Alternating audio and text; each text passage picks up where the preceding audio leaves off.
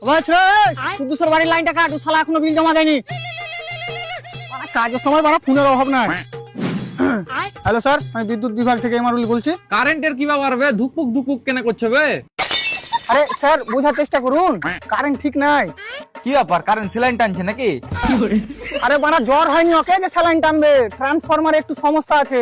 বেশি প্যাচার প্যাচার না করে কারেন্ট কতক্ষণের মধ্যে ঠিক হবে সেটা বল। এখন কিছু বলতে পারছি না। কেন আইসিইউ তে ভরা আছে নাকি? আরে আবার আরেক চোদা ছিট পেস কারের ঘুষি উল্টা করে দিব। বললাম বে কতক্ষণের মধ্যে কারেন্ট আসবে। দেখো তুমি যা ইচ্ছা তাই করো গা, এখন আমি কিছু করতে পারবো না, এখন ম্যাগ হয়েছে। তুই এক কাজ কর, হারগে বাড়ির পেছন দিকখানে পেঠা, এখানে প্রচুর রোদ। ওদিকে বৃষ্টি হয়েছে, কোনটা আবার সর্দি ফর্দি লেগে যাবে। এই তুই এক কাজ করবা না, ফোন কাট। কেনে? তোমার খেপা নাকি বে? হ্যাঁ আমি তো খেপা, যাত্রার গায়ে ছুপ দিয়ে দিই।